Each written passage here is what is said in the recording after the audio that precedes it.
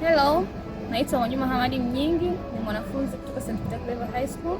Niko hapa University of Kyrenia, ni mwaka wa kwanza. Nachukua degree yangu katika medicine.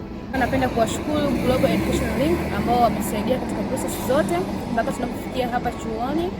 We thank our former school, especially Father Bobera Karongo, for encouraging us as the headmaster and also other staffs, the discipline dean, and we thank all our teachers for being with us through the ups and downs in every situation that we came through.